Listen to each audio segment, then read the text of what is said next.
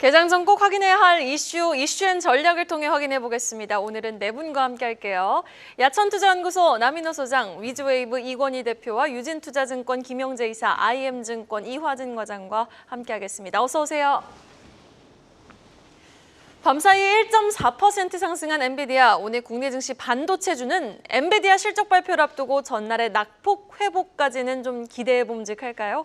이벤트를 앞두고 경계감이 만연한 반도체주 진단으로 오늘 이 시간 출발하겠습니다.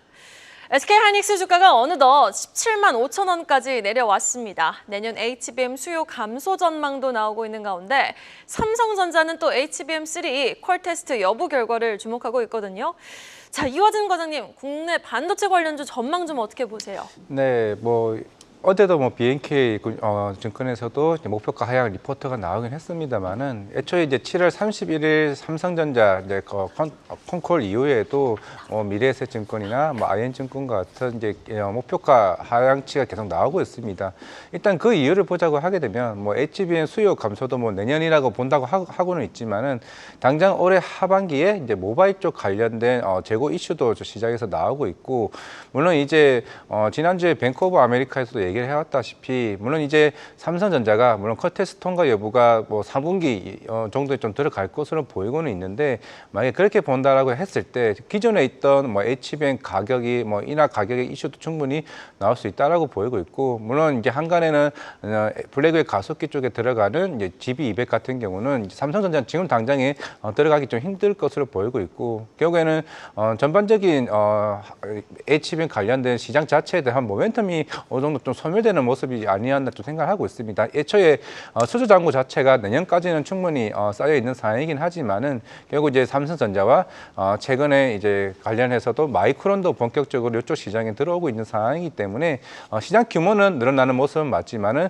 그 증가율 자체가 점차적으로 축소되는 좀 영향이 있기 때문에 그런 측면에서 최근에 외국인 매도세가 3일 연속 좀 나오지 않았을까 생각을 하고 있습니다. 물론 당장 내일 엔비디아 실적 발표에 대해서는 어느 정도 충분히 경계감을 가질 수 있다라고 생각을 하고 있지만은 최근에 중국에서도 검은 신화 501이라는 게임이 1,000만 장 이상 돌파하게 되면서 PC 수요에 대한 교체 수요가 빠르게 좀 올라오고는 있습니다. 오히려 그 기세가 계속 올라와 준다라고 하고, 내일 젠슨한 대표가 이런 관련된 게임에 대한 수요에 대한 얘기를 한다라고 하게 되면 그런 다시 한 번 더 반도체나 이쪽 시장에 대한 기대감 다시 한번 살아날 수 있지 않을까 생각을 하고 있습니다. 오늘 장에서도 역시 관망세 좀 있겠네요. 엔비디아 실적 발표를 앞두고 있으니까. 네, 일단 지금 엔비디아에 관련된 시장에 대한 기대감이 예전 2분기, 1분기 때문에 확실히 좀 분위기 좀 달라져 보이는 것 같습니다. 그런 측면에서도 좀 IT 관련해서는 결국에는 내일 뚜껑을 아마 열어봐야 좀 분위기가 달라지지 않을까 생각을 하고 있습니다. 물론 내일 뚜껑을 열어봐야겠지만 반도체주는 그러면 삼성전자 향과 SK하이닉스 향을 좀 구분지어서 투자를 해볼 필요가 있을까요? 아니면 반도체주 전반적으로 좀 일단은 지켜봐야 될 필요가 있을까요? 일단은 제가 봤을 때는 지금 삼성전자 밸류체인 단으로 보는 게 저는 개인적으로 맞다라고 생각을 하고 있고, 이제 SK하이닉스는 물론 3분기 쪽도 낸드 쪽이나 이제 메모리 둔화에 대한 조금 시장에 대한 불안감은 있긴 하겠지만 일단 최대 실적은 나올 것으로 보이고는 있지만 네. 결국 시장은 HBM 쪽으로 들어가는 게 과연 삼성이 얼마만큼 캐파가 확보되느냐 여부가 좀 그쪽이 이벤트로 좀 볼 것으로 생각하고 있기 때문에 삼성전자가 좀 더 강한 모습으로 보이지 않을까 생각하고 있습니다. 네, 둘 중에서는 이제 삼성전자가 조금 더 유리해 보인다 이렇게 말씀하셨습니다. 바로 우리 시간으로 내일 새벽 5시에 엔비디아 실적이 공개가 됩니다. 시장 기대치 굉장히 높아 있는데 이걸 어느 정도나 충족시키는지 이게 관건이고요. 컨퍼런스 콜에서 젠슨 황이 어떤 얘기를 하는지 불목 인터뷰도 한다고 합니다만, 그 다음에 이제 가이던스 어떻게 제시하는지 그거에 따라서 주가 향배 갈릴 것 같습니다. 자, 일단 그 다음에 이슈 넘어가겠습니다. 바이오주, 그야말로 기쁨의 삼바춤을 추고 있습니다. 금리 인하와 주요 기업들의 실적 기대를 타고 최근에 주가가 우상향 추세를 보이고 있죠. 어제 장에서 기록들이 쏟아졌는데 이건희 대표께서 짚어주시겠습니다. 제가 이거 준비한 게 아, 아니에요. 그런가요? 예. 그러면 김영재 이사한테 물어보겠습니다. 네. 바이오주 관련해서. 네네. 어제 뭐 시장 하락했지만 바이오주는 역시나 강했다라고 보시는데 그 중에서도 이제 삼성 바이오로직스가 장중에 100만 5천 원을 기록하면서 3년 만에 황제주에 지금 복귀하는 모습을 보였습니다. 뭐 아시다시피 황제주는 이제 주당 가격이 100만 원이 넘어갈 때 부르는 이름인데요. 코스피에서는 2022년 9월에 태광산업이 마지막이었고 코스닥에서는 작년 9월까지 에코프로가 이제 마지막으로 이제 황제주였다가 그 이후에는 국내 증시에는 사라졌다가 다시 이제 삼성 바이오로직스가 복귀를 하게 될 것입니다. 그리고 어제 알테오젠이 이제 시총 16조 7천억 원을 기록하면서 에코프로 BM을 제치고 코스닥 시총 1위에 등극하면서 바이오 강세를 실감할 수 있는 하루였다라고 보고 있는데 뭐 이렇게 뭐 제약 바이오 업종들이 지속적으로 강한 이유는 뭐 아시다시피 지금 최근에 하두라고 할 수 있는 금리 인하, 달러 약세, 밸류업, 미국 대선 관련해서 금리 인하와 미국 대선 수혜라는 복합적 모멘텀을 보이고 있다라고 보시면 되는데 금리 인하로 신약 개발 시 이제 들어가는 투자금을 조달 비용을 낮출 수 있고 또한 이제 성장주의 가치 평가에 들어가는 할인율이 낮아지면서 어떤 가치가 늘어나는 그런 효과를 볼 수 있습니다. 미국 대선에서도 지금 두 후보 모두 지금 약가 인하를 도모하고 있고 또 헬스케어 산업 내 중국 의존도를 낮춘다는 그런 데 동의하기 때문에 어느 쪽이 당선되어도 제약 바이오 업종에는 수혜다라고 볼 수 있습니다. 삼성 바이오로직스 사실 2분기 환율 효과로 인해서 상당한 어닝 서프라이즈를 기록했는데 3분기 하반기에는 뭐 이런 것을 환율 하락에 대해서 실적에 대한 기대감을 충족시키는 데는 좀 부담이 될 수 있습니다. 하지만 펀더멘털적으로 사공장 가동률 상승에 따른 어떤 매출 증가로 계속되는 실적 모멘텀이 지속될 수 있고 또 9월 미국 하원 통과가 예상되는 생물보안법 수혜 기대감이 지속적으로 작용할 전망입니다. 그리고 알테오존 같은 경우는 올해 주가 236% 지금 상승했지만 아직도 기관 및 외국인의 수급 개선세가 또 눈에 띄고 있는 상황입니다. 아무래도 동사가 보유한 SC 제형 변경 기수에 대한 높은 기대감이 아직도 주가에 반영되고 있다라고 보여서 추가 상승 가능성이 좀 더 무게를 두어지지 않나라고 보고 있습니다. 제약바이오 관심 종목으로 볼 수 있는 곳들이 하반기 실적 모멘텀이라든지 정책적 수혜 기대감, 또 기술 수출 가능성, 그리고 임상 결과 발표 모멘텀을 보유했는가를 좀 보셔야 되는데 이와 관련해서는 이각캠 바이오, ABL 바이오, SK 바이오팜, 그리고 ST팜 정도는 관심 가져도 좋다라고 판단하고 있습니다. 1등주를 따라가기보다는 그래도 모멘텀이 살아있는 종목들을 조금 지켜볼 필요가 있다라는 말씀이신가요? 최근에 이제 너무 많이 올랐으니까 그렇죠? 다 많이 올랐는데 근데 이제 아직도 이제 이벤트 메인 이벤트가 남아 있는 종목들을 지금 말씀드리는 겁니다. 그러니까 네. 좀 기대감이 좀 더 집중될 수 있는 종목들 위주로 좀 보시면 좋을 것 같습니다. 삼성바이오나 알테오젠도 여전히 괜찮고 나머지 종목도 같이 보자 이렇게 얘기하실 거네요. 네, 그렇습니다. 네, 알겠습니다. 근데 사실 삼성 바이오로직스와 알테오젠 전날에 모두 윗꼬리를 달고 마감하는 모습이었거든요. 밤사이 엔비디아 1% 넘는 상승을 본 시장은 과연 오늘 삼성 바이오로직스의 추가적인 상승을 허락할지 아니면 오늘은 SK하이닉스 낙폭 회복에 좀 무게가 쏠릴지 두 기업의 시속 게임 여부 관전 포인트로 지켜보시면 좋겠습니다. 다음 소식입니다. 지금 국내에서 판매되고 있는 전기차 중에요. 총 106개 차종에 대한 배터리 제조사가 공개가 됐습니다. 그런데 여기서 30개 차종이 중국산 배터리를 탑재한 것으로 밝혀졌는데 이 같은 사실이 시장에 함의하는 바가 무엇인지 남인호 소장님이 정리해 주시죠. 네.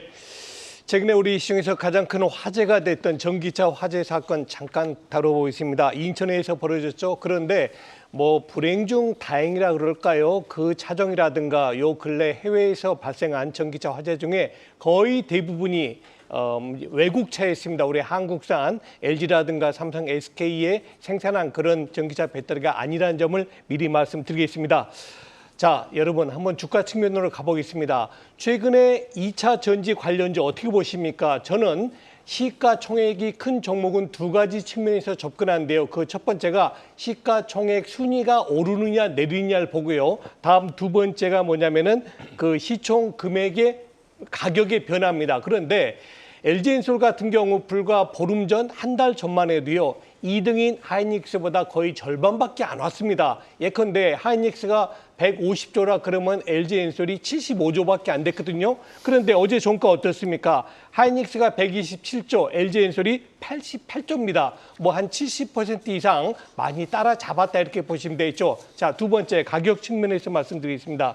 LG엔솔의 저점이 31만 1,000원이었습니다. 어제 종가 37만 원이었죠. 또 삼성 SDI가 29만 5천 원이 저점이었습니다. 직전 저점 얘기하는 겁니다. 그런데 어제 종가 33만 8천 원. 끝으로 SK이노베이션 저점 얼마입니까? 9만 2천 원이었습니다. 어제 종가가 10만 9천 원입니다. 다시 말해서 직전 저점보다 지금 세계 대장주 3개가 모두 다 10% 이상 반등에 성공했다. 이 이야기는 무슨 얘기입니까? 이제 저점이 지나가고 있다라고 말씀을 드리겠습니다. 저는 그래서 감히 여러분들께 말씀드리는데 이제는 2차 전지 관련주들도 투자 대상에 올라왔다라고 말씀드리겠고요. 다음 두 번째 중요한 겁니다.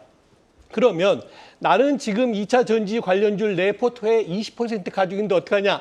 나는 지금 5%밖에 없는데 어떡하냐? 그걸 분리해서 말씀드리겠습니다.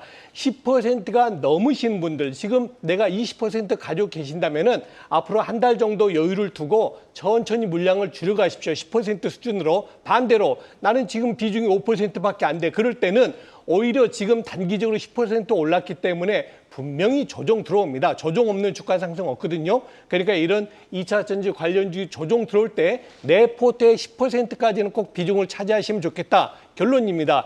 여러분들 계좌에 이제 앞으로는 2차 전지 관련주가 여러분들 계좌에 10% 정도는 가지고 계시는 게 좋은 수익 내는 데 도움이 되신다라고 정리 드리겠습니다. 네, 알겠습니다. 또 오늘 아침에 뉴스가 하나 들려왔죠. 삼성 SDI 소식입니다. 미국의 전기차 배터리 생산 공장 설립에 들어갔다.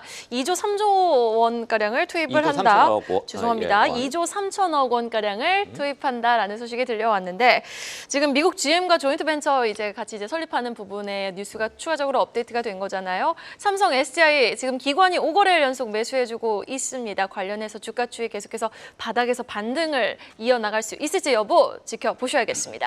GM이 전기차 조금 축소하는 듯 하더니 다시 조금 달리려고 하는 것 같습니다. LG엔솔하고는 이미 미국의 합작법인이 있죠. 얼티엄 셀즈라고. 네. 그거에 의해서 이제 삼성하고도 또 한번 본계약을 재결했다. 이 소식이 들어왔습니다.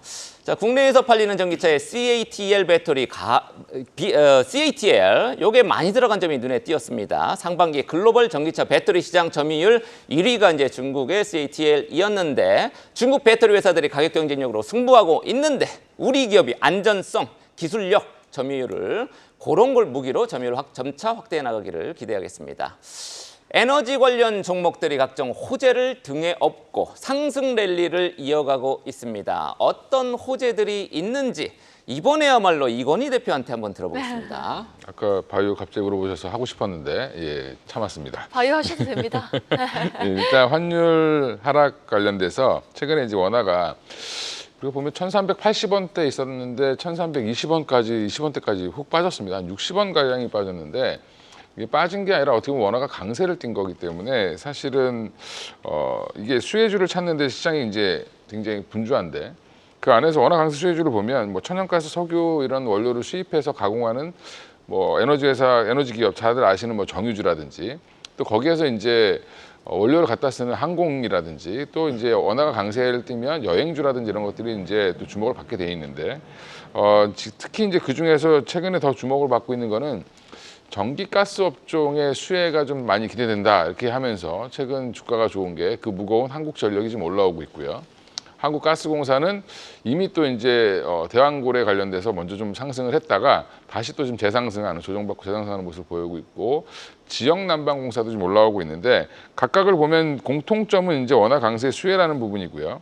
한국전력도 이제 하반기에 이제 그 가격 인상, 전기요금 인상 이벤트가 있는 상황이고 또 한국가스공사는 8월에 이제 요금을 이제 인상했습니다. 인상한다고 발표를 했기 때문에 이런 부분들이 이제 재무적인 여건도 좀 좋아지는 가운데 한국가스공사는 또 대왕고래 프로젝트에 대한 주체다 보니까 이게 또 지금 뭐 여러 가지 이제 프로젝트가 진행이 되고 있죠. 일정들이 있기 때문에 일정에 따라서 움직이는 모습을 보여주고 있고요. 지역난방공사도 전형적으로 한국가스공사가 이제 가스 가격을 올리면 지역난방공사도 같이 가격이 올라가기 때문에 지금 수혜를 본다라고 보시면 될 것 같습니다. 특히 대왕고래 프로젝트 관련돼서는 주관사 선정 및 지금 9월 달에 9월 중에 동해 심해가스전 2차 개발 전략회의가 또 열립니다. 1차는 한번 열렸었고요. 그것 때문에 다시 한번 기대를 하고 있으니까 관련주들은 또 근데 테마로 잘 접근을 해보시는 게 좋을 것 같습니다. 그럼 원화 강세 현상이 지속되는 한 반도체, 자동차, 음식료 쪽은 좀 부진할까요? 근데 뭐 이게 지금 당장은 이제 원화가 강해 보이니까 그런 거고요. 그래서 이 상태에서 또 좀 유지되면 또 거기에 맞춰서 또 지금 또 움직이지 않겠나 생각하고 있습니다. 네, 알겠습니다. 자, 그럼 계속해서 가장 빠른 리포트와 공시도 확인해 보겠습니다. 박정원 캐스터입니다. 네, 오늘 아침에 나온 리포트 정리해드리는 가장 빠른 리포트는 공시 시간입니다. 하나증권은 오늘 인적 분할 전 마지막 평가회를 갖는 한화 에어로스페이스에 대한 목표 주가를 상향 조정했습니다. 이 밖에 DB금융투자가 추가 둔화가 제한적이지만 밸류에이션 바닥을 고민하는 시기라며 LG화학의 목표 주가를 내려잡았고요. 지속될 연간 증액 기조에도 하반기는 실적 둔화가 예상되는 코오롱 E&P 그리고 기대감이 부각되지만 2분기 실적은 역성장한 디어유에 대한 목표 주가를 하향 조정한 가운데 KT와 SK텔레콤에 대한 하나증권의 리포트도 발행됐습니다. 먼저 하나 에어로스페이스 리포트부터 함께 살펴보시죠. 하나증권은 오늘 한화 에어로스페이스에 대해 투데이 대 오늘이 날이라는 제목의 리포트를 발행하며 목표 주가를 기존 35만 원에서 37만 5천 원으로 상향 조정했습니다. 투자 의견은 매수를 유지했는데요. 오늘은 한화 에어로스페이스의 인적 분할에 따른 거래 정지 전일이자 분할 전 마지막 거래일인데 인적 분할 결정 이후 약 5개월이 지나는 동안 한화 에어로스페이스의 주가는 36% 상승 곡선을 그려내기도 했습니다. 2분기 지상 방산 부문의 실적이 기대치를 크게 상회한 가운데 분할 기업들의 가치도 주목을 받았는데요. 하나 정밀기계의 TC본더 공급 가능성이 대두되고 있는 만큼 하나증권은 그에 대한 기대감이 반영될 수 있는 점을 꼽으면서 신설회사의 가치를 진단했습니다. 마지막으로 디어유 리포트도 확인해 보겠습니다. 유한타증권은 오늘 디어유에 대해서 2분기 매출액과 영업이익이 각각 191억 원, 71억 원으로 시장 컨센서스를 소폭 하회했다고 평가를 했고요. 보이그룹 제로베이스원의 계약 만료에 따른 구독자 수 감소로 소폭의 외형 역성장을 기록했다며 목표 주가를 5만 5천 원에서 4만 원으로 내려잡고 투자 의견은 그래도 매수를 유지했습니다.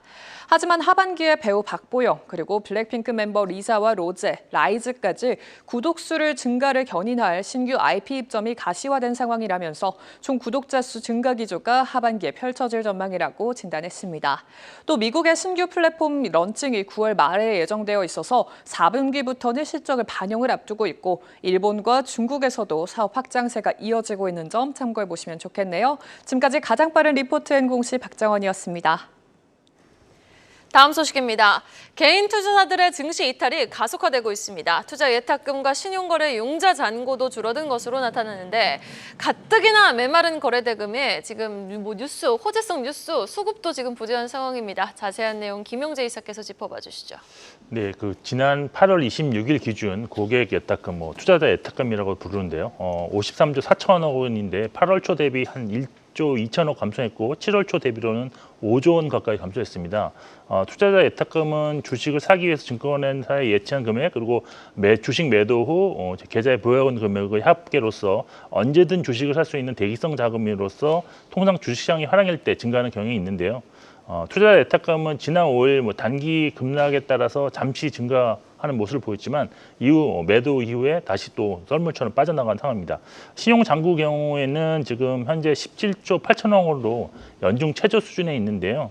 투자자 예탁금의 감소, 그리고 신용잔고 하락, 여기에 이제 거래대금 감소까지 모두 개인 투자자들의 투자 심리가 위축됨을 나타내는 지표들입니다. 실제 개인들은 이번 달 7일부터 20일까지 국내 시장에서 6,250억 원을 순매도를 기록했는데 반면 미국 증시에서는 4,298억 원 순매수 그리고 유럽 증시에서는 370억 원 순매수하면서 해외 증시로의 자금 이탈이 이번 달에도 지속되고 있다라고 볼 수밖에 없는 상황입니다. 개인 투자들이 이렇게 국내 증시를 이탈하는 원인으로는 올해 국내 증시가 상대적으로 낮은 수익률을 기록하고 있고 또 올해 실적 및 재료의 좋은 실적이 나오면도 주가가 하락하는 어떤 세론 현상에 좀 부담이 가중되었을 것이며 내년부터 시행되는 금투세 역시 국내 시장 매력도를 좀 저하시켰다고 보고 있습니다. 결국 개인들이 다시 국내 시장으로 돌아오기 위해서는 개인들이 투자해서 수익이 날 수 있는 시장이라는 확신과 기대감을 좀 심어줘야 되는데 정부가 추진 중인 밸류 프로그램이 꼭 성공을 해야 될 것으로 좀 볼 수 있고 만일 금투세 시행이 좀 유예될 경우에는 투시 배급의 동력으로 작용할 수 있다고 말씀드릴 수 있겠습니다. 유예를 넘어서 폐지로 가기를 기대를 하겠습니다. 기본적으로 뭐 기업 실적이 좋아야 되겠지만 밸류업도 좀 좋아지고 불공정 거래 행위 이런 것들도 많이 잡고 그러면서 개인 투자자들의 투자 심리를 끌어당길 만한 우리 증시의 매력도 높아지기를 바라겠습니다. 자, 방산주가 최근에 고공행진을 하고 있죠. 미국 현지 시간으로 다음 달 10일입니다. 애플 아이폰 16 나온 바로 다음 날 해리스하고 트럼프가 붙죠. TV 토론으로. 내용에 따라서 방산주의 주가 향방도 결정될 것이다. 이런 분석이 나오고 있는데 이번에도 이건희 대표께 한번 들어보겠습니다. 예, 그 화면에 이제 트럼프 사진이 딱 걸려 있죠. 그만큼 트럼프가 당선이 되면 당선 가능성이 높아지면 이제 방산주들에게 호재다라고 전반적으로 이제 해석을 하시면 될 것 같고요. 지금 최근 이제 그 세계 각지의 지정학적 위기가 이제 고조되고 있는 상황이 계속 반영되고 있고요. 또 하나 지금 우리나라가 지금 방산업이 좋아진 이유가 사실은 우크라이나 러시아 전쟁 이후에 동유럽 쪽에서의 수주가 늘어나면서 이제 많이 좋아졌는데 이게 지속될 가능성이 높다라는 부분. 그다음 최근에 러시아가 우크라이나를 이제 공습하고 뭐 우크라이나는 러시아 본토를 공격하고 다시 한번 좀 전쟁이 조금 다시 지속되는 교전이 지금 포만 쏘다가 갑자기 조금 적극적으로 지금 뭘 하고 있는 상황입니다. 두 쪽 다. 그 외에 또 헤즈볼라와 이스라엘은 양측 모두 지금 대규모 공습을 하면서 지금 서로 이제 분쟁을 좀 가속화시키고 있는데 주요 방산 기업들의 2분기 실적을 보면 그러니까 사상 최대 실적을 대부분 달성을 했고요. 서프라이즈가 나왔습니다. 주요 방산 기업이라고 하는 거는 이제 하나 에어로스페이스, 뭐 현대로템, LIG, 넥스원 정도로 보시면 되고요. 그 외에 이제 그러다 보니까 이제 그 방산주들이 대표적인 트럼프 트레이드다라고 지금 다들 이제 해석을 하고 있는데 세부적으로 좀 보시면 이번에 대선 토론회에서 또 중요하게 보시는 부분 해리스가 당선 가능성이 높아지면 방산주가 약할 수는 있지만 해리스가 당선 가능성이 높아지면 우크라이나와 러시아와의 전쟁은 더 지속될 수 있다는 부분에서 또 어떻게 보면 동유럽 쪽에서는 또 호재가 될 수도 있고요. 그다음에 이제 트럼프 당선을 희망하는 쪽은 이스라엘이죠. 이스라엘은 트럼프가 당선되기를 바라고 있습니다. 그래서 지금 이 양쪽의 전쟁 지역이 큰 두 군데 분쟁 지역이 서로 지금 지지하는 후보가 다르다라는 부분도 좀 세부적으로 보실 필요는 있을 것 같습니다. 네, 지난주 신고가 랠리를 보여준 현대로템과 더불어서 고점 대비 좀 쉬어가고 있는 하나 에어로스페이스. 그래도 오늘 긍정적인 리포트 나왔거든요. 방산주 흐름 우리 지켜볼 필요가 있어 보입니다. 마지막 소식입니다. 최근 원달러 환율이 내림세를 보이고 있죠. 원화 가치가 상승하면서 내수주가 힘을 받고 있습니다. 구체적인 투자 전략 남인호 소장님께 들어볼게요. 네, 환율이 오르고 내림에 따라서 유불리하는 업종이 있죠. 환율이 올라가면 먼저 수출 관련주가 유리합니다. 반면에 최근같이 환율이 내리면 즉 우리 원화가 강세를 보이면 지금 화면에 나오고 있는 내수 관련주가 유리합니다. 자, 그래서 저는 세 가지 투자 전략을 말씀드린데요. 그렇다고 해서 친구 따라 강남 가는 거 아닙니다. 절대로 환율 내려간다고 해서 모든 내수주가 다 올라가는 거 아니거든요. 1번이 뭐냐면 그 환율 하락이 이 기업에 얼마나 실적에 적용이 되느냐 이걸 보셔야 되고 다음 두 번째 그것이 주가에 반영되었느냐 안 되었느냐. 사실 최근 은행주 많이 올랐잖아요. 그런데 환율 내려간다 은행주에 의해서 또다시 오른다? 그건 그렇게 쉽지 않은 상황입니다. 주가의 반영 여부 보셔야 되고 마지막 가장 중요한 게 이겁니다. 적정 투자 비중을 차지하셔야 된다. 8대 산업에서는 10%, 은행주는 어떻습니까? 8대 산업 들어가니까 10% 투자 가능한데 기타 업종, 예컨대 뭐 유틸리티라든가 통신, 식품은 10%는 저는 많다고 봅니다. 5%에 제한해야 된다. 우리 대한민국 주식 투자하면서 10% 이상의 투자해도 되는 거 저는 딱 세 가지로 꼽습니다. 1번 현금, 2번 삼성전자, 3번 현대차. 이 세 개 말고는 어떤 종목이든 간에 10% 이상의 투자는 굉장히 리스크를 안고 있는 것이다라고 정리 드립니다. 원달러 환율은 지속적으로 조금 하락적으로 보시는 거죠? 네, 일단은 뭐 미국 금리나 하게 되면 일단은 추세는 하락이다라고 보여집니다. 알겠습니다. 자, 개장 전 체크 포인트 이화진 과장이 정리해 주시겠습니다. 네, 뭐 오늘 이 현대차 관련해서 인베스터 데이가 열리게 됩니다. 물론 상반기에도 주주하는 정책에 대한 이슈가 있었는데 과연 여기서 또 확대되는 모습이 나오는지가 좀 주요 포인트가 될 것으로 보이고 있고, 그리고 하반기 인도 IPO를 하게 되었을 때 향후에 자금 활용 방안에 대해서도 오늘 본격적인 공개 여부에 따라서 아마 시장에서는 자동차 관련주들이 좀 움직이지 않을까 생각을 하고 있고요. 그리고 두 번째는 NC소프트입니다. 오늘 뭐 신작 허윤이 출시가 되는데, 물론 이제 최근에 게임스컴이 끝나고 이제 게임주들이 살짝 조금 주춤하는 모습을 보였는데, 결국에는 기존의 리니지 대신해서 허연이 얼마만큼 흥행하는지 여부가 좀 중요하지 않을까 생각을 하고 있습니다.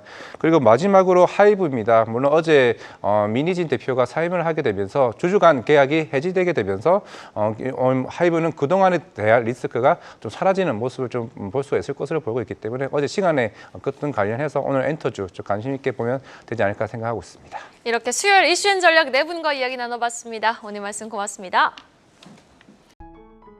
계속해서 다양한 경제 이슈를 알고 싶다면 구독과 좋아요, 알림 설정 부탁드립니다. AI 캐스터 권미정이었습니다.